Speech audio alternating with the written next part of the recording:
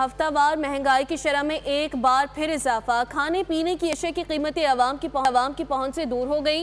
इदारे शुमारियात ने आदादो शुमार जारी कर दिए। सालाना बुनियाद पर टमाटर, चिकन और दाल चना सबसे ज्यादा महंगी अशिया में शामिल हैं।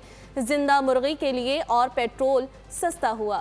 मुसलसल तीसरे हफ्ते महंगाई की शरह में इजाफा रिकॉर्ड। 24 अशिया जरूरिया महंगी, 8 के निर्खों में कमी। टमाटर, आटा, घी और LPG मजीद महंगी हो गयी।